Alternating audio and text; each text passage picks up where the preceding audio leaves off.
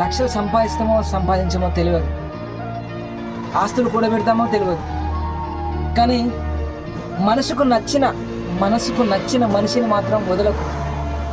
మనసులో ఒకరిని ఉంచుకొని జీవితం ఇంకొకరితో పంచుకుని అంటే మనశ్శాంతి ఉండదు, జీవితాంతం నరకప్రాయం అనుభవించాల్సి వస్తుంది. అందుకోసమే పెళ్లి చేసుకునేటప్పుడు మనసులో ఒకరిని ఉంచుకొని మాత్రం వేరే వారిని పెళ్లి చేసుకోకండి. తల్లిదండ్రులకు కానీ ఇంకా వేరే వాటికి కానీ తల వంచి మీ జీవితాన్ని చేతులారా నాశనం చేసుకోకండి. ఇష్టం అనుకున్న దాన్ని ఒక్కసారి వదులుకుంటే జీవితంలో అది దొరకనంత దూరం వెళ్ళిపోతుంది. అందుకోసమే దేన్నైనా వదులుకోవచ్చు, కానీ నచ్చిన మనసులో ఉన్న మనిషిని మాత్రం వదలకండి.